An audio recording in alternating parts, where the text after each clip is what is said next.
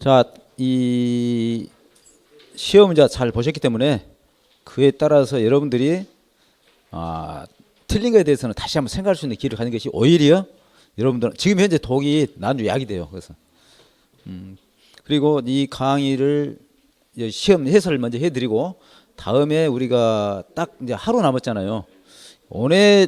지금 오늘 작물학만 해도 230문제입니다. 이제 앞으로 예상 문제가. 그리고 재배학이 지금 25문제 남았습니다. 그래서 1시간에 제가 좀 빨리 한다 하더라도 75문제에서 약 80문제를 풀 수 있거든요.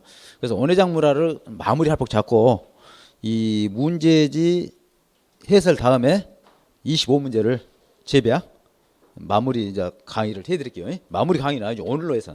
예. 자, 문제지 봅시다. 자, 1번 올해 가뭄이 예상된다는 일기예보에 의해 가뭄에 대처하는 영농을 추진하고자 하는데 그 대책이 아닌 것. 이 다시 말하면 가뭄이 예상된다 그러면 한해 대책이잖아요. 한해 건조에. 자, 요 수량이 작은 작물을 선택한다. 요 수량이 작다. 요 수량이 작은 것은 내건성 작물이죠. 내건성. 건조에 잘 견디는 작물이다. 이게 맞는 거죠.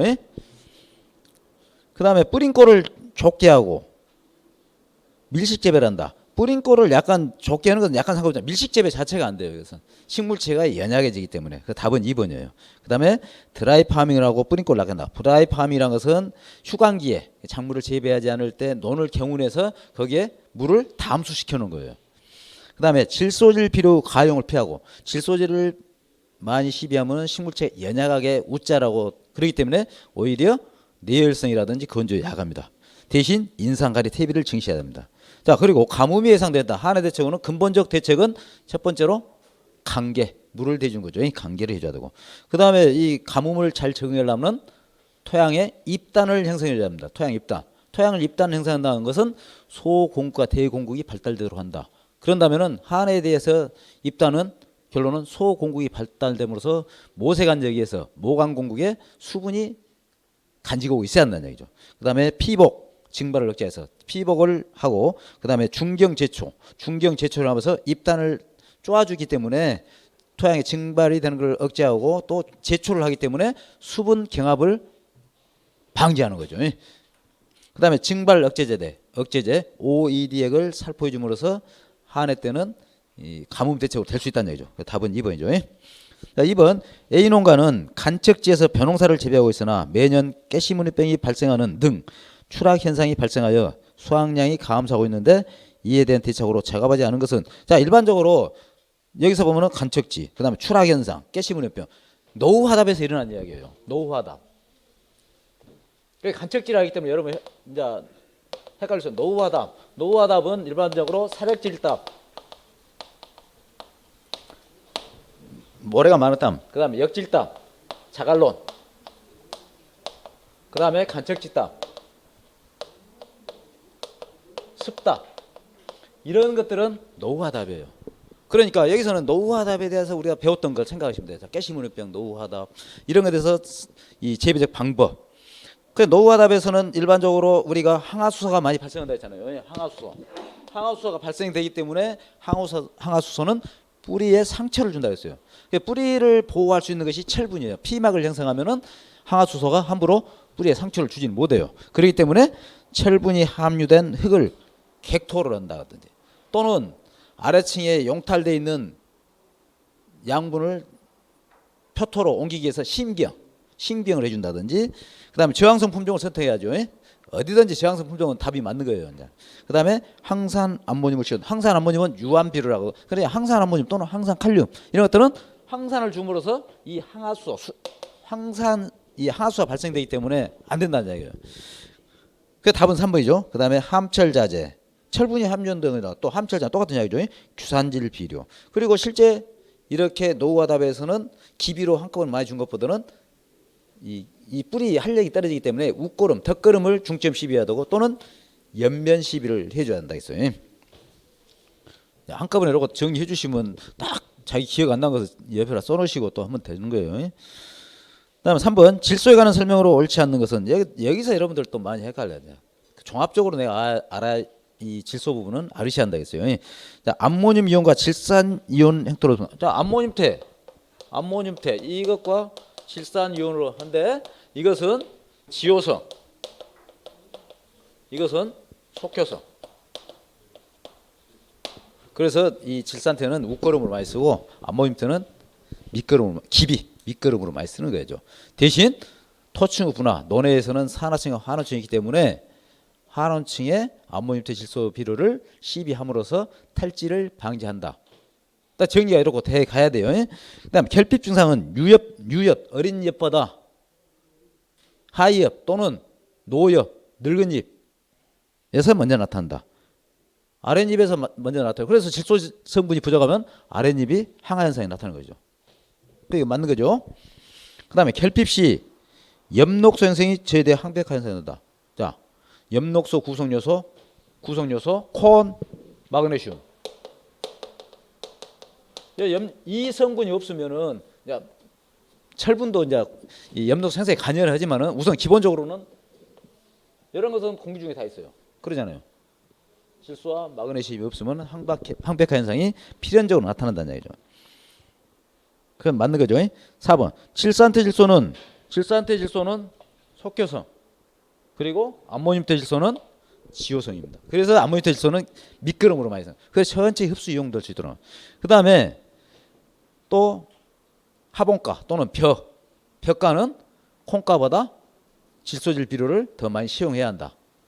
이유는 콩가는 이 공기 중에 있는 이 뿌력 박테리아에서 이 질소를 고정하기 때문에 많이 줄 필요 없다. 그리고 하본가는 이 수탈작물 또는 흡비작물이기 때문에 더 많이 줘야 한다. 그 다음에 암모니아트 질소와 석회를 함께 혼용해 사용하면은 암모니아 가스 형태로 돼서 휘발된다. 그래서 이 석회, 그러니까 토양 계량을 해야 할 필요가 있잖아요. 칼슘 성분이기 때문에 칼슘을 주기 위해서는 이 밑거름 아까 암모늄태 질소라고 했잖아요. 밑거름 주기 1-2주일 전에 미리서 석회를 시용한 다음에 기비를 줘야지 동시에 줬을 때는 이 작용을 해서 암모니아 가스 형태로 되어서 휘발됩니다. 자, 질소에 대해서 이렇게 이제 설명을 많이 드렸어요. 이제 그리고 답은 4번이에요. 4번. 자, 가수 재배 시 동해의 가장 강한 가수와 가장 약한 가수. 그러니까 추위에 가장 강한 거, 가장 약한 거. 자, 재배 한교. 그래서 여러분들한테 일일이 이건 통신대학교 교재에서 정확히 나온 그 내용이잖아요. 재배 한교 온도를 적어 드렸던 거죠. 재배 한교 온도를.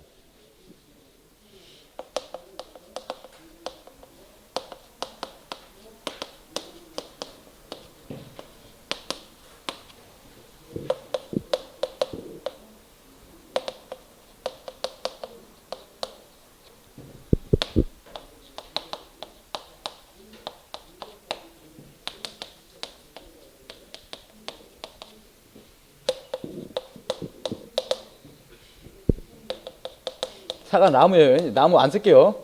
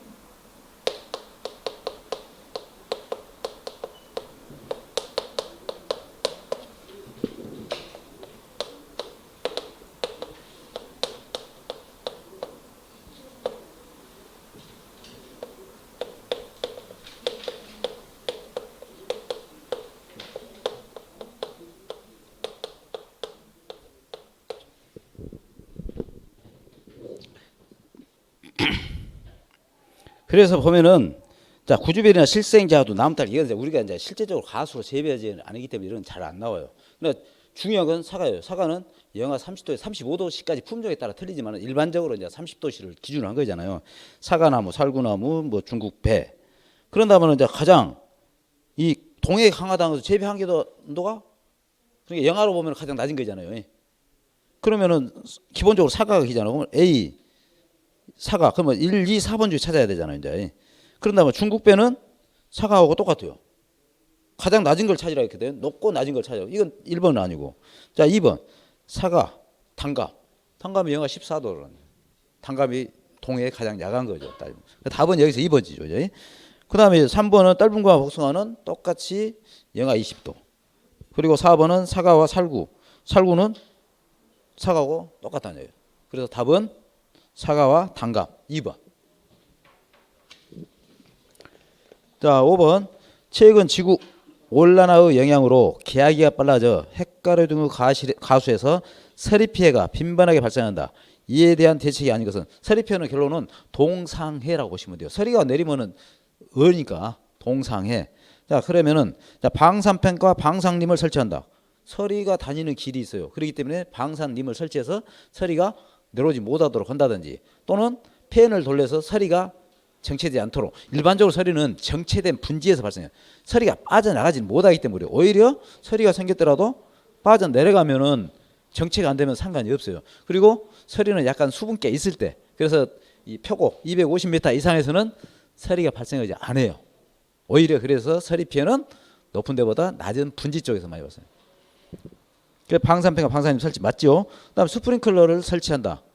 스프링클러를 설치한 것은 결론은 살수 빙결법 그러잖아요. 물이 얼어서 잡열을 이용해서 또는 수문열을 이용하기 위해서.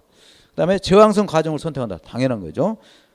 분지의 가온을 조성하면 서리가 정체돼서 서리 피해를 많이 받습니다. 그리고 동상의 응급 대책은 관계법이라든지 송풍법이라든지 발연법이라든지 연소법이라든지 이런 걸 피복법 함께 응급 대책이에요. 그다음에 살수 빙결법. 그래서 답은 4번이죠. 자, 6번 다음에서 설명하는 가시의 분명은 이제 이건 호흡 급등과 비호흡 급등을 찾는 거죠. 에틸렌을 처리하였더니 호흡이 급등하고 성숙이 촉진되었다. 성숙이 호흡이 급등했다. 호흡 급등의 가시를 찾는 거예요. 그다음에 에틸렌을 처리해도 성숙에 끼치는 영향이 없거나 일정하게 나타나지 않는다. 이건 호흡 비급등이요. 호흡 급등은 서양배, 중국배 타고 여러분 다 아시잖아요. 이것은 보면은 이 1번은 전부 급등이잖아요. 그리고 2번은 전부 비급등이에요. 4번도 전부 급등이요. 그래서 3번은 급등형, 포도는 비급등형. 그래서 답이 3번이에요. 자, 7번 토양 입단 형성을 촉진하는 요인이 아닌 것은 입단입니다. 유기물과 석회를 사용한다. 입단 촉진 요소 맞죠? 그다음에 콩가작물을 재배한다. 콩가작물을 재배함으로써 세균이 많이 발생되고 또한 이 단백 쉽게 말하면 질소질이 생기기 때문에 그러죠. 그다음에 피복작물을 재배함으로써 강우나 비바람에서 타격을 입단 파괴된 것을 막아주는 거죠. 그다음에 나트륨 이온을 시용하고 경운한다. 이것이 파괴 요인이잖아요. 비와 바람이라든지 수축과 팽창. 그다음에 여기에 빠진 건 토양 계량제, 크릴륨이라든지 아크릴 소일을 시용함으로써 입단을 형성하는 거죠. 이것은 사실은 보너스 점수잖아요. 다음 8번 작물의 생육과 온도에 관한 설명으로 옳지 않는 것은 비온원이 일변화라는 이야기죠. 일교차 비온원이 어느 정도 큰 것이 동화물질의 축적이 많아진다. 그 이유는 비온원이 크다는 것은 낮에 온도가 높을 때는 강압성이 활발하고 호흡작용이 적기 때문에 이거는 소모잖아요. 이거는 생산 또는 뭐 소비. 생산이 많고 소비가 적으면 축적이 된다는 이야기잖아요. 그 맞죠? 2번 온도가 상승하면 식물체 이상이 없는 한 증산량이 증가한다. 온도가 높으면 사람도 온도가 높으면 땀 흘리잖아요. 식물체도 온도 다른 체 이상이 없는 한 이 증산 이제 기공을 통해서 수증 경토로 공기 중으로 나누는 게 증산이잖아요. 이게 맞는 거죠. 그다음에 작물체 연령이 높아지면 내열성이 저하된다. 자, 연령이 높을수록 그리고 주피나 완성엽 제 껍질 주피는 껍질을 말하잖아요. 그러니까 자주 쉽게 말하면 높은 온도에 햇빛에 노출되기 때문에 일종의 경화가 되었다고 봐야 되잖아요. 이것은 연령이 높을수록 그러니까 우리가 이 어디 야외 해수욕장 갔다 그럼 나이 드신 분 오고 꼬맹이들 오고 누가 것이 화상을 입는가요? 어린애들이잖아요. 나이가 들수록 이 뇌혈성이 강한 거예요. 그래서 주피, 완성력. 그 다음에 이 어린입, 그죠? 눈, 어린입. 어린입이 두 번째 가고, 그 다음에 미성력, 아직 입이 제대로 안 된 거. 그 다음에 중심주.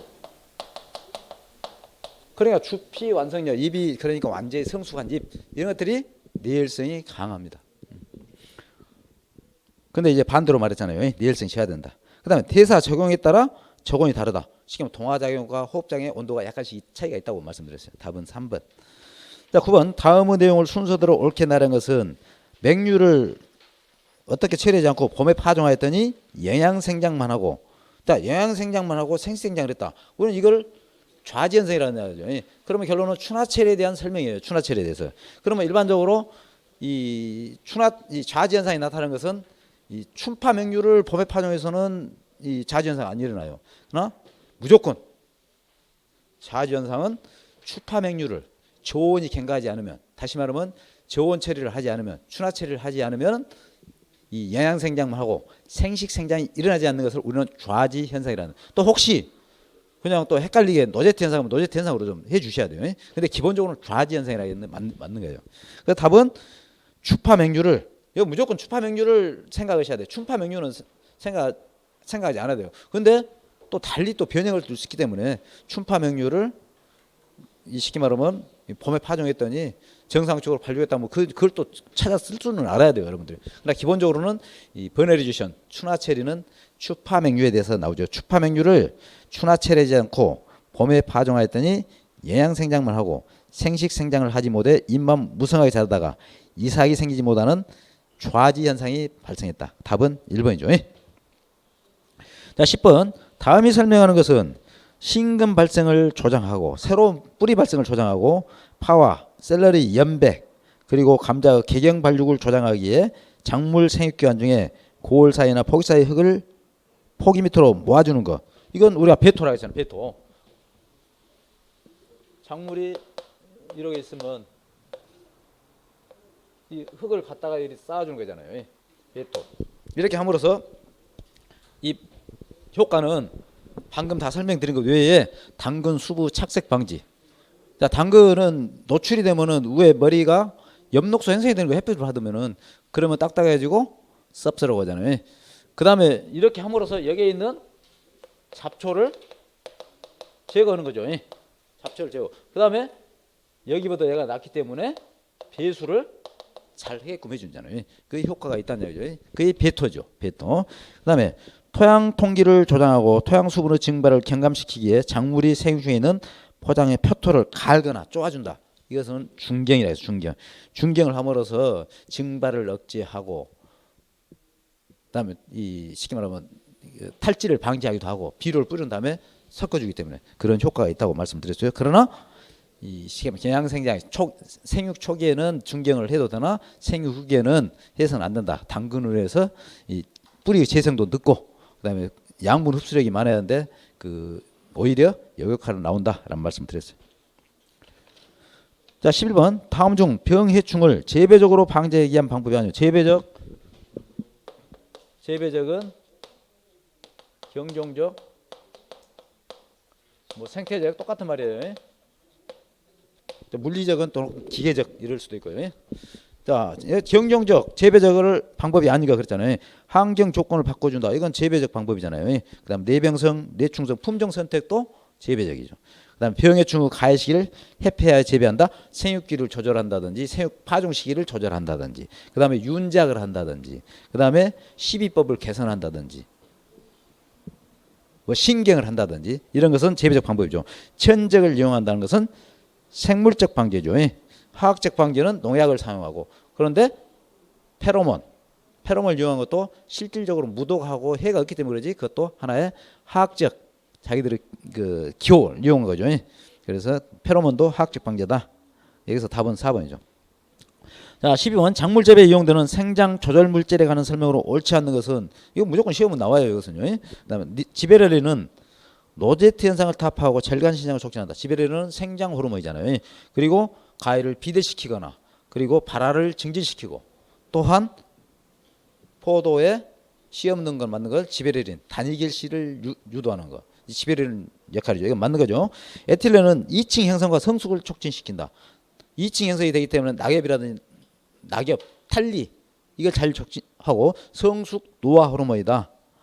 그 양상추 땅콩의 발화를 촉진한다든지 그 다음에 이 오이 호박의 성 발현을 조절한다든지 아스파라거스 육질의 연화 아니죠 경화를 촉진한다든지 등 발화도 촉진하고 네. 맞아요 이것은요. 앱시사는 기공을 열어 증산작을 촉진한다. 앱시사는 억제 호르몬이죠.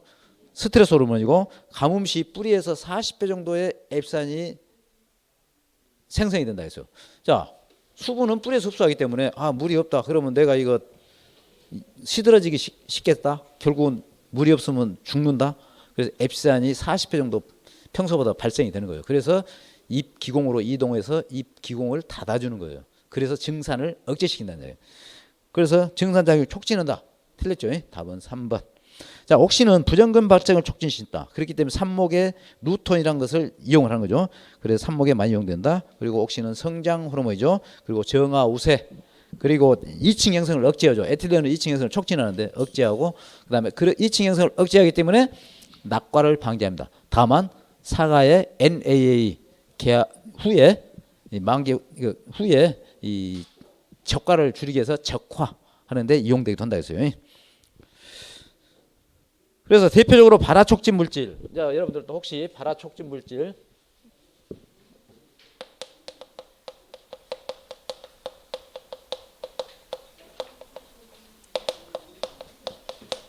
지베레린이죠.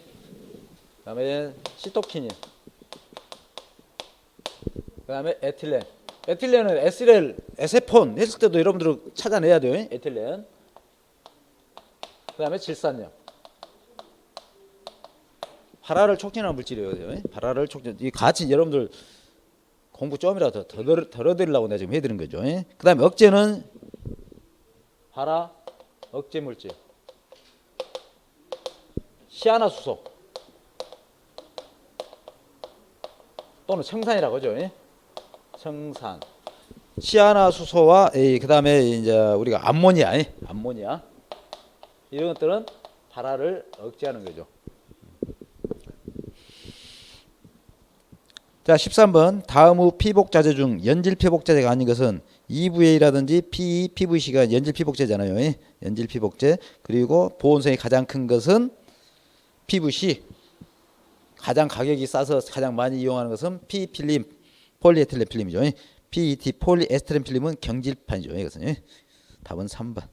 자, 14번. 다음 후 설명 중 옳은 것은 자, 저온 중 냉해는 겨울 작물에서 주로 발생한다. 일반적으로 저온 중 이 저온의 냉해는 여름 작물들이 낮은 온도에 피해를 받는 것. 대표적인 것이 벼예요, 벼. 그래서 지연형, 장애형, 그다음 병해형, 그다음에 혼화병 이런 구분을 했죠. 그럴 때 지연형은 영양생장기 초기부터 출수기까지 해서 출수 지연됨으로써 수확이 감소되는 것. 장애형은 생장기에 이 수정 불임이 안 돼서 발생하는 것. 병해형은 규산 흡수가 안 됨으로써 식물체 연약해서 토열병 병해를 받기 때문에 한다는 것. 자, 2번. 가수 수용 중 배상형은 일소폐를 방지하기 위한 재배 방법이다. 배상형은 개심형이라고 했어요. 개 10개자 가운데가 열어졌다 배어있다는 이야기죠. 그렇기 때문에 배상형은 일소폐가 가장 많아요. 그래서 자연 개심형으로 쉽게 말하면 발전됐다고 봐야 되죠. 그 틀린 거죠, 이것은요. 그다음 벽수 현상은 풍속이 강해도 습도가 낮으면 피해가 경감된다. 자, 습도가 낮다. 습도가 낮다는 이야기는 습도 낮다. 이야기는 건조하다. 건조하면 벽수폐가. 풍속이 강해도 건조하면은 풍속이 낮아도 건조하면 벽수폐가 오히려 크다는 거죠. 풍속보다는. 그러니까 풍속이 예를 들어 초당 10m일 때하고 20m일 때 20m면 더 세잖아요. 그러더라도 이 습도가 높으면은 백수현상이 덜 나온다는 이야기예요. 결론은 이 풍속도 풍속이지만은 이 습도가 굉장히 백수현상에 영향을 미친다. 백수현상이라는 것은 쉽게 말하면 알갱이 없이 껍질만 맺혀 있는 거예요. 여기까지 맞죠? 틀리죠? 틀리니까 이제 답으로는 만든 거죠. 이제 답으로는 아니란 이야기죠. 4번 시설 재배에서 답이 연작을 할 답이 비료를 많이 주고 계속해서 이어지기를 할 때 염해 피해가 많이 발생된다. 염류 피해가 나타나죠. 특히 시설 재배에서 이 이야기는 관수는 적게 하고 증발이 많기 때문에 염류 피해가 집중이 되고 그다음에 비가 오면은 다른 데 같으면 유출되거나 용탈되는데 그런 것이 없기 때문에 그런다죠. 그래서 답은 4번이죠. 자, 15번 다음 가수 분류가 인가류와 핵가루로 짝지어진 것. 인가류에 대해서는 이제 여러분들이 반드시 공부를 하셔야 해요. 지금까지는 반드시 한 문제씩 나왔어요. 인가류 품목을 하든지 인가류 특징에 대든지 가수 분류에 대해서 말한 거예요. 인가류를 대표적으로 말했지만은 자, 인가류와 핵가류로. 인가류는 사과, 배, 모가, 비파. 그러죠. 사과, 배, 모가, 비파. 핵가루는 무조건 복숭아, 자두, 살구 안에 핵이 들어있는 거죠. 자두, 매실, 대추, 양행두. 그 다음에 갓가루는 밤, 호두, 개암, 알몬드. 껍질이 딱딱한 거 있잖아요. 장가루는 포도, 딸기, 무화과, 이 석류. 이것은 즙이 많은 거. 그 다음에 준인가루는 감, 감귤, 오렌지, 귤 종류. 그다음에 여기서는 배. 자, 그러면 여기서는 이제 여러분들 헷갈릴 수 있잖아요. 여기서 보면 헷갈린다. 그러면 먼저 인가루가 지금 배하고 사과는 긴데 뭐가 헷갈릴 수 있어요. 여러분들이 사과배는 인가루를 많이 들었는데 뭐가 헷갈려. 그럴 때는 이제 핵가루를 먼저 찾아봐야 되죠. 그럼 핵가루 뒤에 보면 매실로 복숭아예요. 거기에 답을 찾으면은 야, 답은 뭐가는 헷갈렸는데 답 3번 찾구나. 야, 문제 푸실 때 여러분들이 기억이 안 날 때는 지금 그럴 것을 생각을 하시면서 문제 풀으셔야 한다는 얘기예요.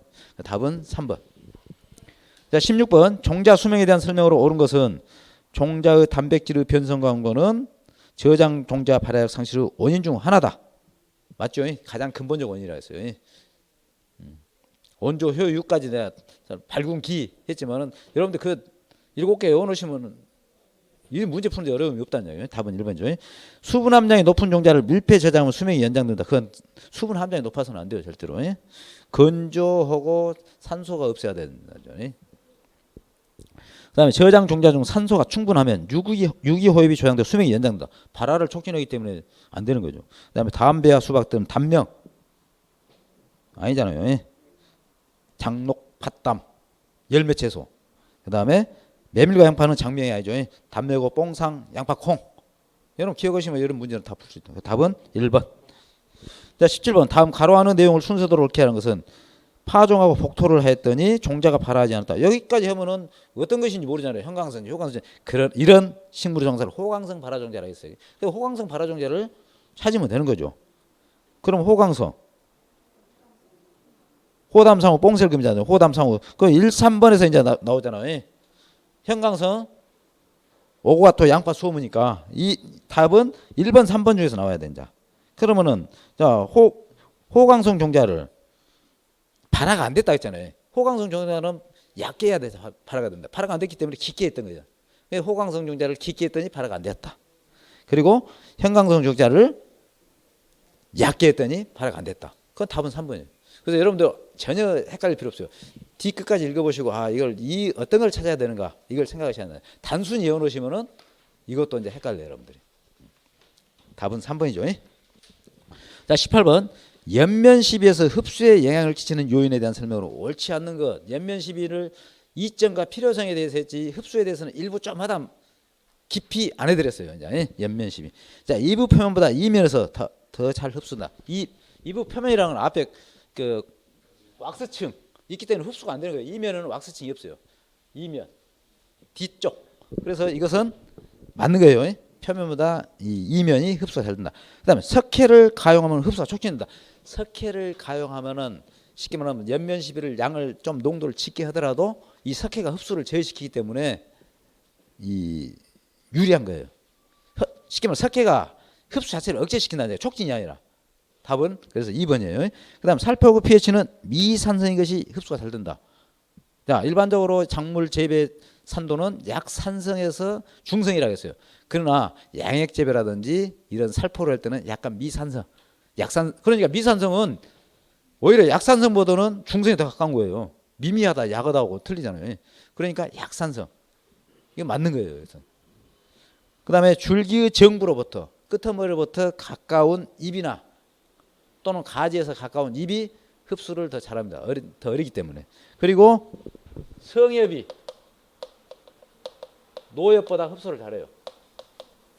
그리고 낫이 밤보다 이 쉽게 말하면 흡수율이 높아요.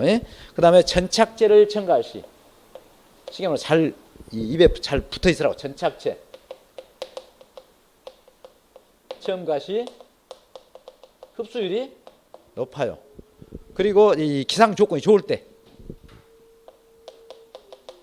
기상 조건 좋을 때 흡수율이 높습니다. 그래서 전착제는 쉽게 말하면 우리가 이 농약을 하든지 그 연면 살포를 할 때 흘러내릴 수 있잖아요. 그래서 전착제를 하면 더 붙는다는 얘기예요. 답은 2번 했습니다. 그다음 19번 우리나라 우박 피해에 대해 옳지 않은 것을 모두 고른 것은 이건 여러 번 여러분도 풀었잖아요. 자 주로 정난운이 많이 발생. 정난운은 맞아요.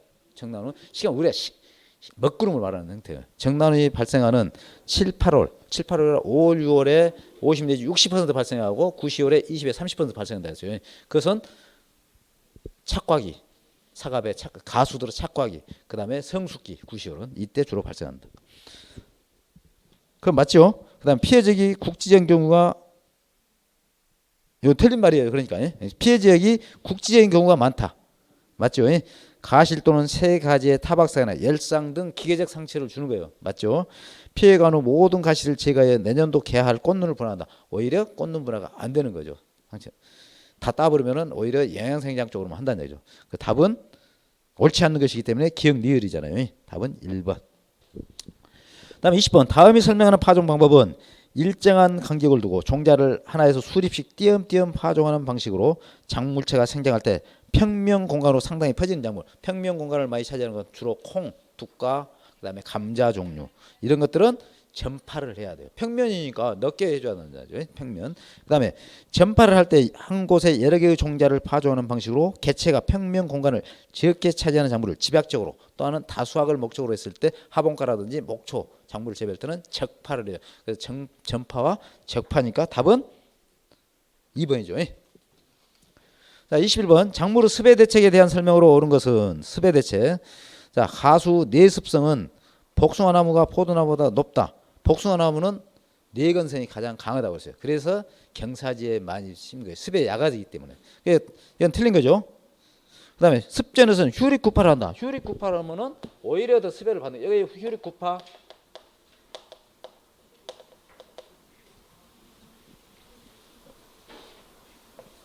여기 휴릭 구파잖아요. 휴릭. 습을 방지하기 위해서는 휴릭 구파. 가뭄을 대처하기 위해서는 휴릭 구파.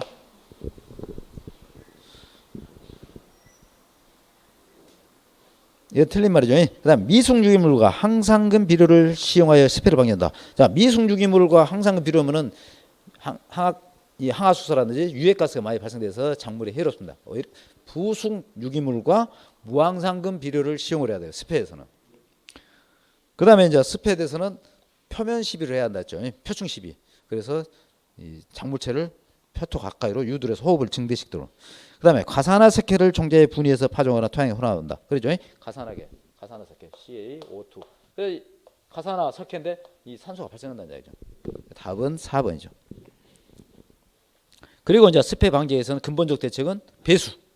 그다음에 세사 객토를 한다든지 물 잘 빠지는 객토를 한다든지 중경을 해준다든지 그리고 토양 계량제를 시용해서 입단을 촉진한다든지. 입단을 촉진하면 어떻습니까? 가뭄 때는 소공국이 발달해서 수분을 간직하고 있고 그다음에 습해 때는 입단을 촉진함으로써 이건 소공국이잖아요. 집단을 촉진함으로써 대공국이 발달해서 배수가 잘 되는 거죠. 그래서 여러분들 토양하고 이 제하고는 뛰어넘으면 안 된다는 얘기예요.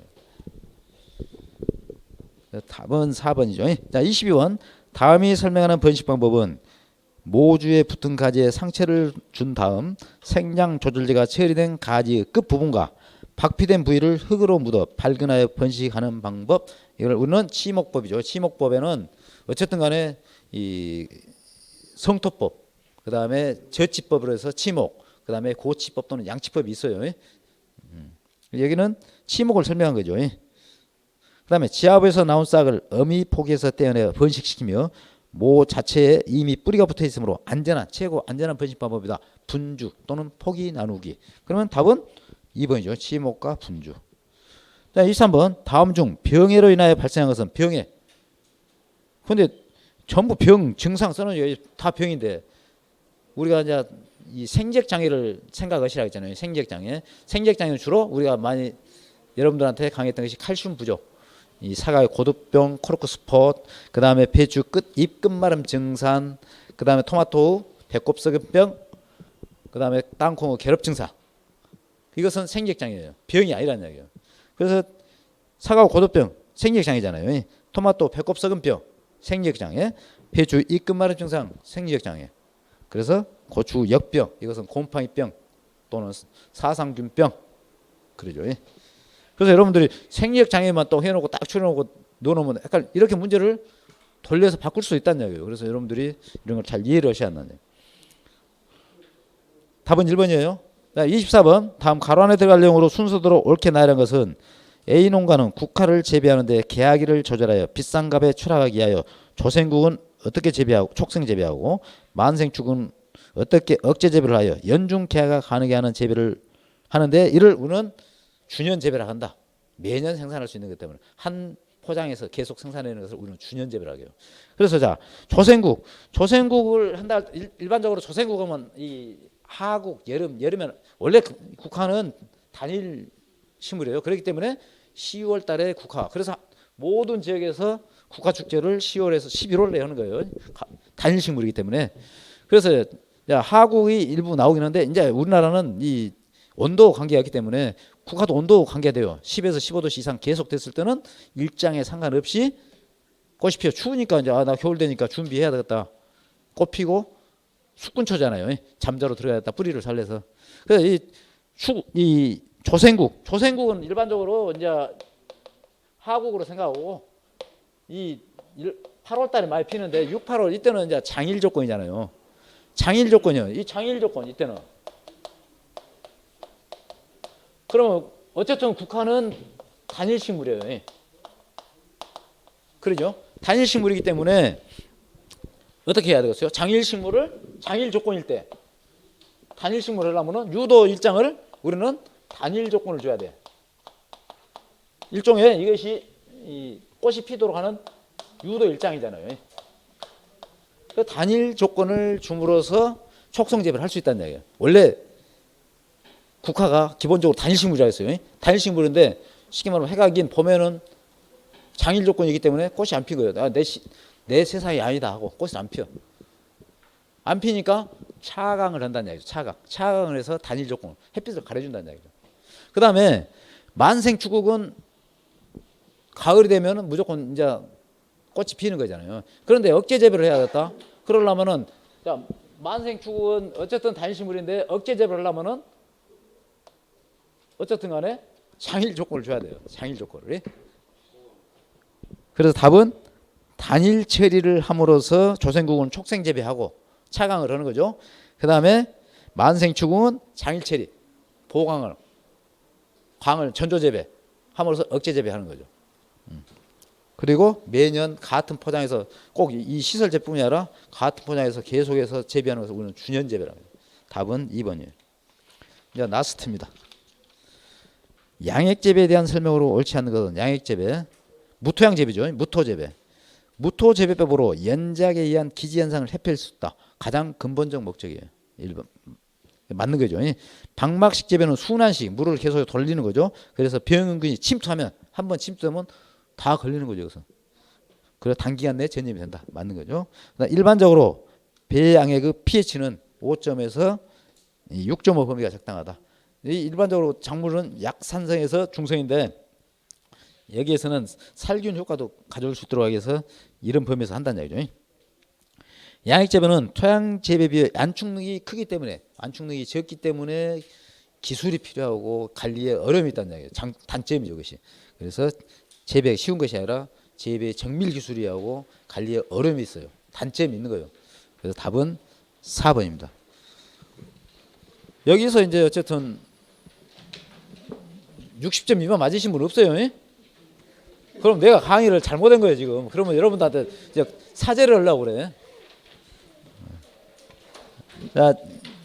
자 문제는 이렇게 하고 이제 저 아까 말씀드린 바와 같이 25문제를 재배하고 나머지 이제 원회작물학은 다음 화요일 날 25일 날 하는 것으로 하겠습니다. 자, 책 봐봅시다. 예? 아, 쉬시하고 그럽시다 그럼.